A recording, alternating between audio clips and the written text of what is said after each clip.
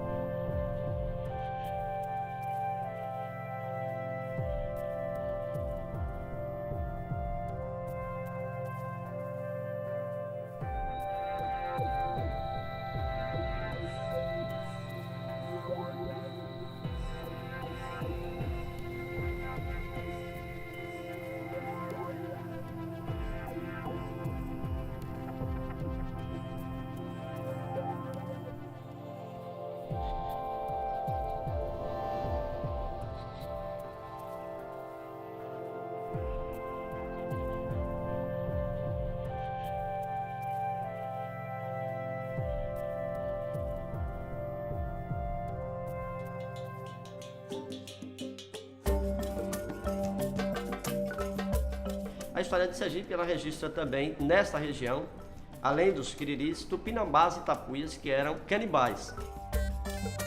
A cidade passa a se chamar Tobias Barreto em 31 de dezembro de 1943. Aqui tiveram mais de 20 nomes, que eram nomes grandes. Era Passagem do Rio Real, de Cima, da Capela, de Nossa Senhora Imperatriz dos Campos. Aí foram diminuindo, Passagem da Fazenda de Nossa Senhora Imperatriz dos Campos. E histórico mesmo foi Rio Real de Cima, Campos do Rio Real, Vila de Campos e Tobias Barreto. E o homem Tobias Barreto nasce em 1839. Aqui não era uma cidade ainda.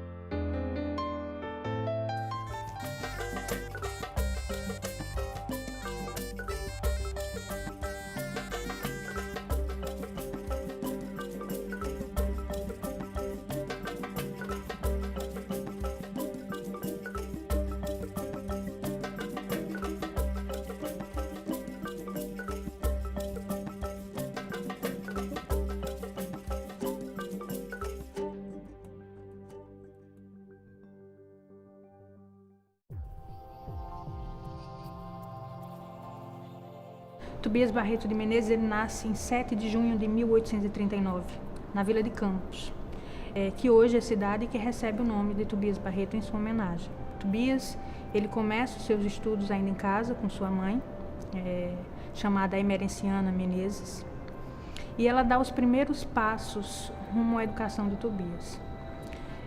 Aos 12 anos, ele começa a estudar latim em Estância, e aos 15 ele já era professor.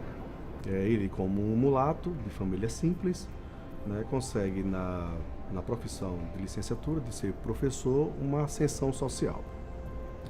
Então, dentro dessa ascensão social, mesmo protegido pelo Dom Quirino em Estância, ele já fugia durante as noites para, primeiro, tocar o violão, que ele adorava, né? E também tocava flauta. Aos 18, ele faz um concurso e começa a ensinar na cidade de Itabaiana. E lá sim, né, morando sozinho, é que as noites vão ser de boemia mesmo, de fato. Tinha um grupo, um tipo de grupo folclórico, né, que saíam cantarolando e cantando. E aí ele chega nessa casa, esse grupo chega na casa desse juiz, né, e um dos integrantes do grupo diz bem assim: olha, esse garoto, se relacionando com o Tobias, é metido a poeta. Ele recita algumas poesias, ele é criativo, né? Aí ele provoca. É verdade, você é metido a poeta, né? Recita uma poesia. E aí ele recita a poesia. O juiz fica admirado pela criatividade, a velocidade e a perspicácia desse garoto. Ele disse: o que é que você está fazendo aqui? Por que você está nesse local? Então você pode estudar, não fica aqui. Você quer uma carta de apresentação?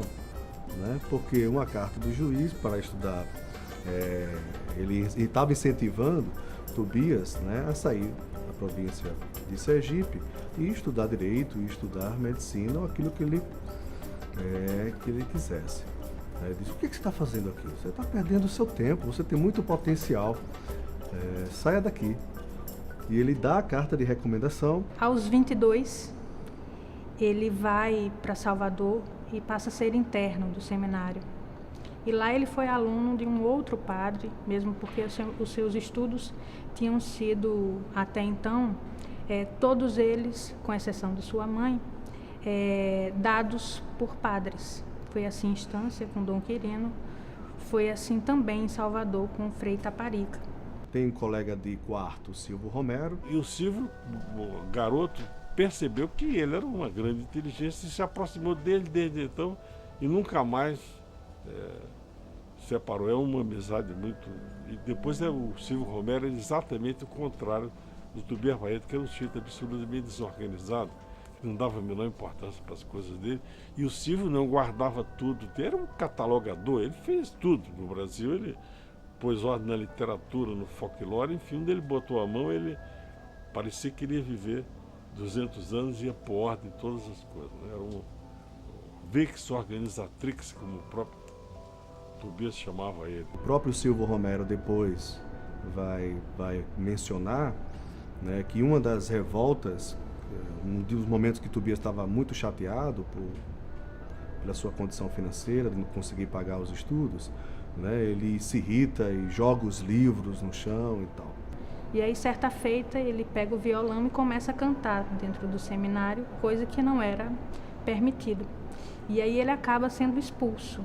Ele volta para a escada, né, para se preparar financeiramente, dar aula e tal, é que ele consegue ir para o Recife e fazer o curso preparatório para Direito. Então ele acaba, aos 22 anos, indo para Recife. No meio do caminho, né, já que ele estava indo de navio, ele para em Maceió e lá assiste uma peça. Tobias, quando saiu daqui de Sergipe para Pernambuco, em 62 de dezembro, está no jornal de Maceió, o navio pernoitou em Maceió. E ele foi para o teatro. Estava sendo representada uma peça sobre Luís de Camões. E aí logo ao final da peça, ele pede a palavra e recita um poema. Camões ao palco! Camões ao palco! E aí aquilo acaba sendo divulgado nos jornais de Maceió. Dá os parabéns ao ator, diz ser ele o próprio Camões, faz uns elogios e acaba chamando a atenção dos presentes para ele mesmo.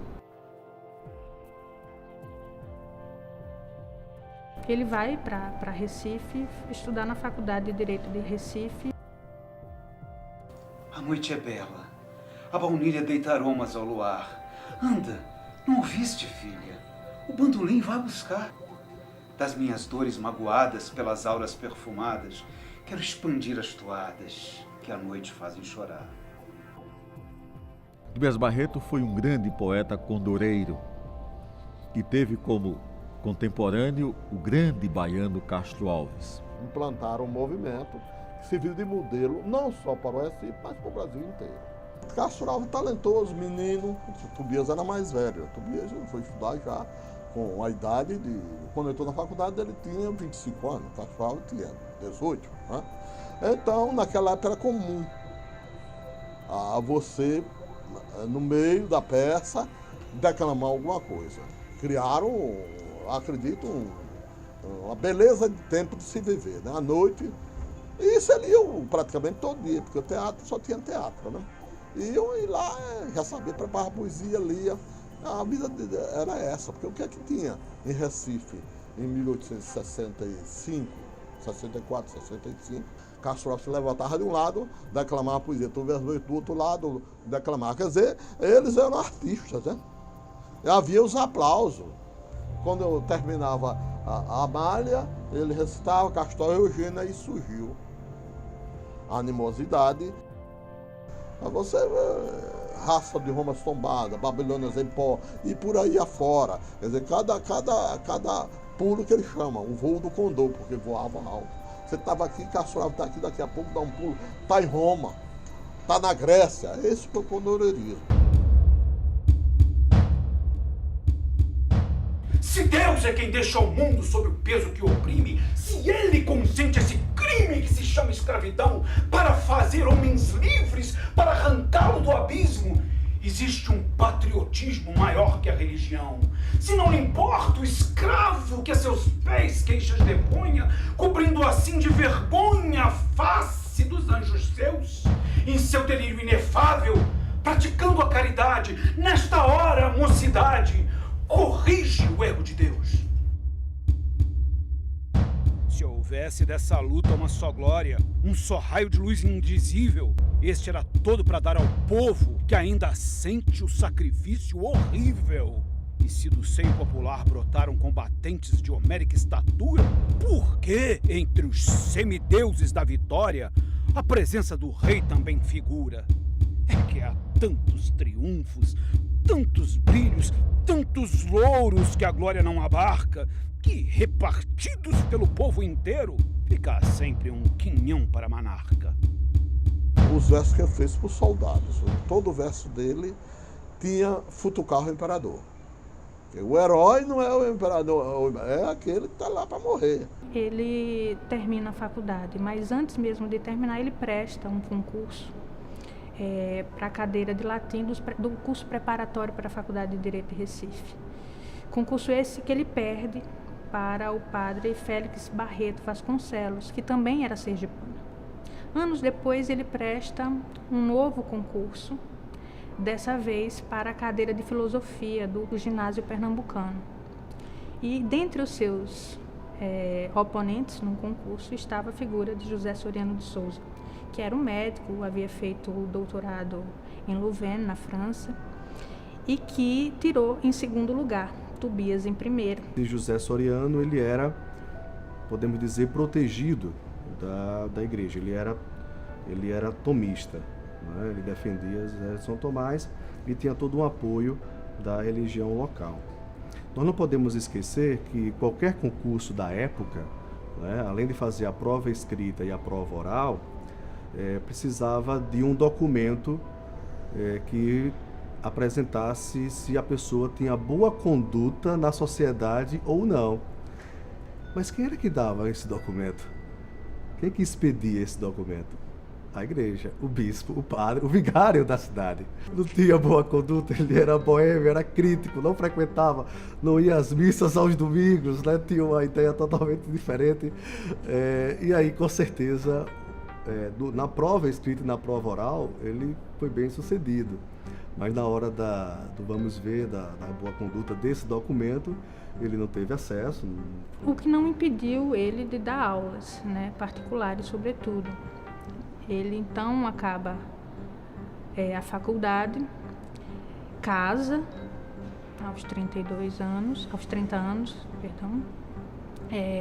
com uma escadense, né, Grata Mafalda dos Santos.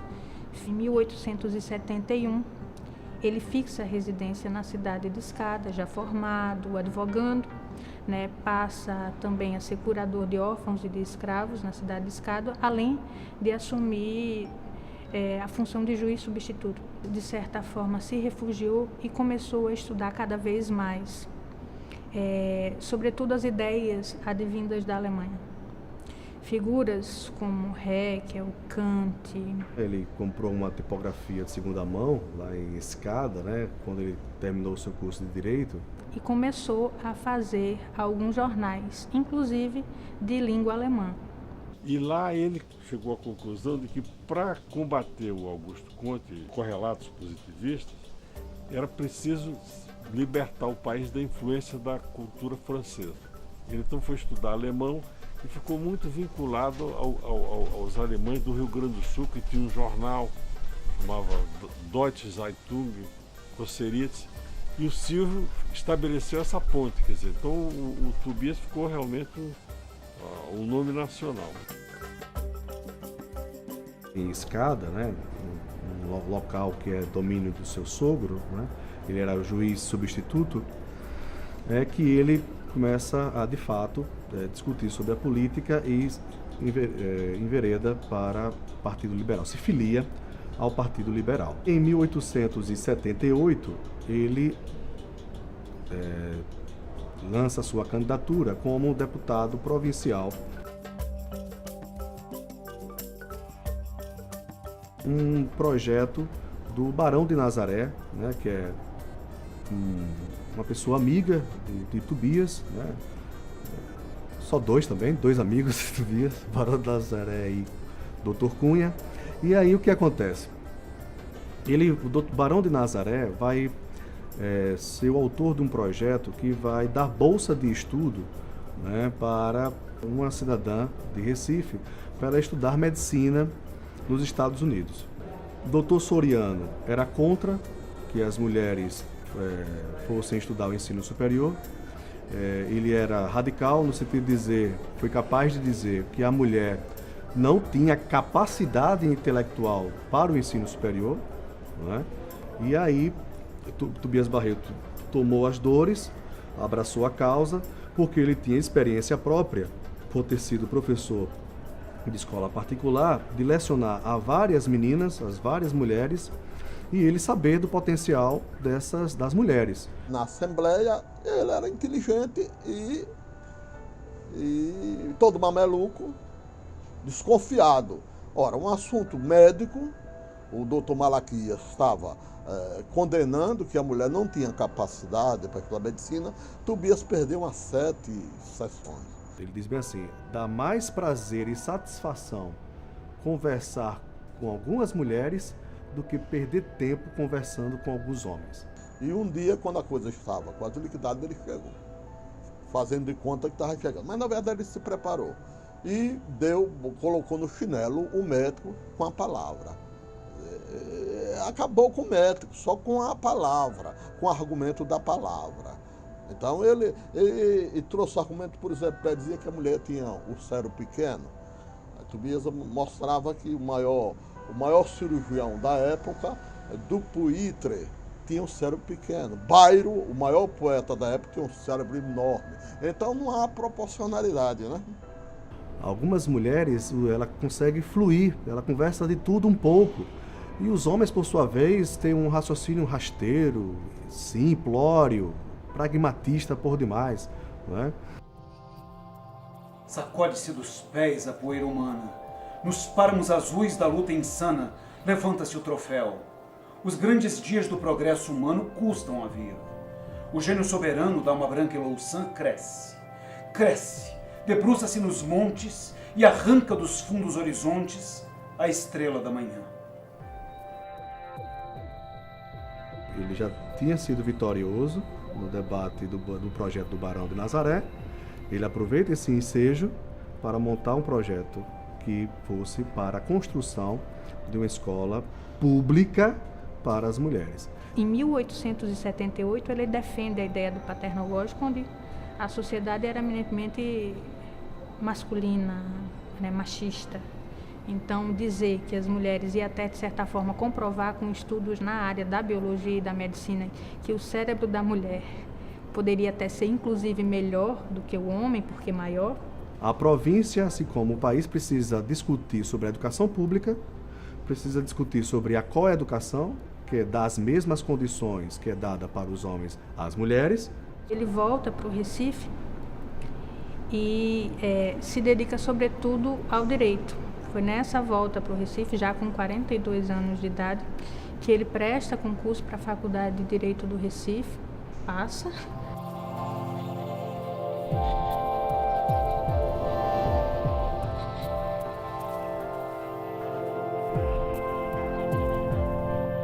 Há quem diga, inclusive, que nós vivíamos num marasmo muito grande no Brasil, do começo da segunda metade do século XX, do ponto de vista filosófico e do ponto de vista jurídico.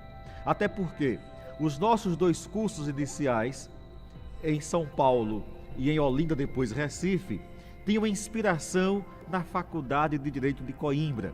Estava, portanto, um curso amarrado às tradições europeias, notadamente ao pensamento jurídico francês. E Tobias Barreto sacode essas bitolas arcaicas do direito francês. Ele busca aquilo que há de novo. Com a colaboração de Silvio Romero, que é um outro sergipano, ele ganha força, sobretudo porque defendia a faculdade como um laboratório. Tobias tinha, portanto, não só em matéria de idade, como em matéria de formação, uma ascendência muito grande sobre esses jovens, eram garotos. Então, o que ele acabava não podendo fazer dentro das paredes da faculdade, ele fazia num movimento chamado Escola do Recife, que ganhou eco em todo o Brasil. Na verdade, a Escola do Recife tem em Tobias um mentor intelectual, mas tem nos seus seguidores os grandes propagadores das ideias que passam a ser tobiáticas. O Silvio Romero teve uma frase muito expressiva acerca dessa década, que ele disse que o que caracterizava a década é o chamado surto de ideias novas. Quer dizer, na década de 70, todos os aspectos, os mais relevantes da vida político-social brasileira, foram contestados. Em 1870 se criou o Partido Republicano, que era a contestação das estruturas políticas, né? Você começa com o apoio do Hipólito Taine, que é um crítico literário francês, uma crítica contundente ao romantismo e à expressão dele no idealismo. E, portanto, um segmento importante da vida cultural que era a literatura. E vieram os positivistas, Augusto Conte e outros, para fazer uma crítica contundente ao espiritualismo anterior. Então, o Silvio resume, diz que provou-se, na década de 70, a instabilidade de todas as coisas. A expressão é muito boa, né? Porque, efetivamente, eles fizeram uma reviravolta enorme no país, essa geração, e que justamente o papel do Tobias vai se expressar no processo de diferenciação desse surto. Algo que não se prendesse ao positivismo de Augusto Conte, não é o positivismo legalista, o positivismo de Conte, a ideia dos 3 estados, de uma coisa, de um progresso permanente, essa coisa do positivismo que acabou influenciando muito a República Brasileira, a proclamação da República. Que era um estado positivo em que todos os problemas estavam resolvidos graças ao predomínio da ciência. Quer dizer, isso caiu no goto, é um negócio bonito, simples, né? E fácil de acreditar. Basta ver o problema da bandeira brasileira, né? A bandeira, Augusto Conte havia dito, né? A primeira república positivista que houver no mundo terá escrito na sua bandeira a ordem e progresso. E espelhará a bandeira o céu de onde a república foi proclamada. E o céu da bandeira brasileira, com as estrelas, é o céu da madrugada do Rio de Janeiro, no dia 15 de novembro de 1889. Ele é o precursor de uma linha de oposição a isso. Tobias, num primeiro momento da sua formação filosófica, ele reagiu contra o que era o espiritualismo, né? Adotou uma posição evolucionista, monista, etc. Mas num segundo momento, ele acabou procurando recuperar a metafísica. Não a metafísica do ponto de vista dogmático, mas uma metafísica que poderia se opor à onda da época, que era o positivismo filosófico de Augusto Conte.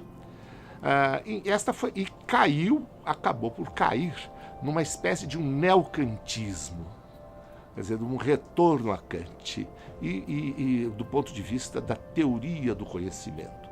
Então, a temática do Tobias, enfrentada na filosofia do direito, é importante porque acaba trazendo fundamentos novos para o pensamento filosófico brasileiro daquela época e que ainda hoje estão em vigor.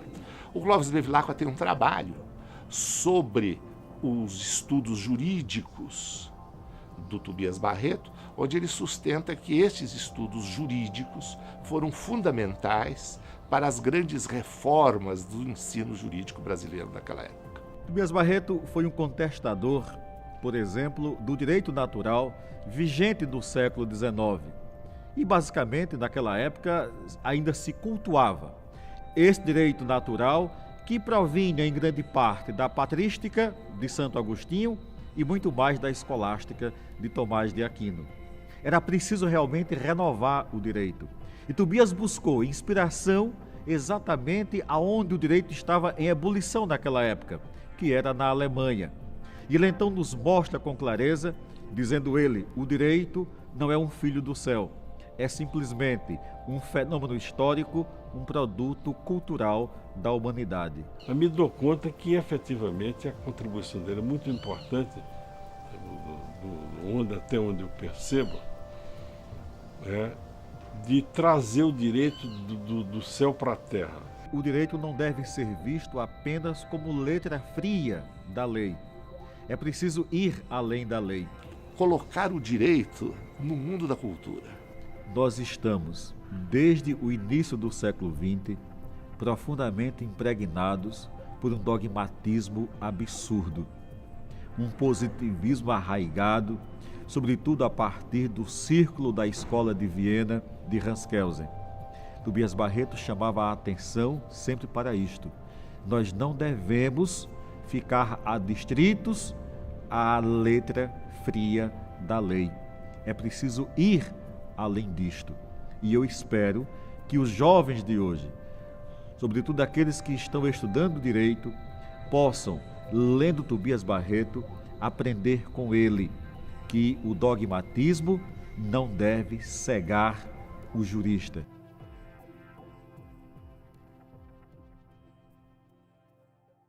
Há dentro alguma coisa que ele dizia, no chamado filosófico ele dizia, há alguma coisa dentro da matéria que a matéria não explica.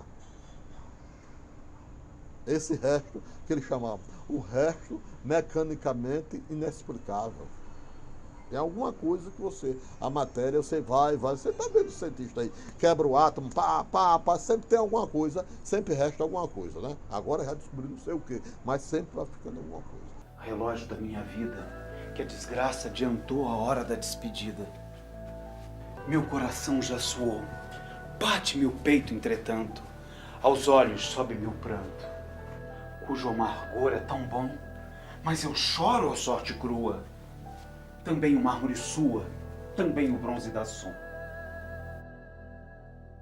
No seu leito de morte, ele deitado lá, já convalescendo, ele pede para alguém e diz a seguinte frase: erguei-me, quero morrer como um soldado prussiano. E morre.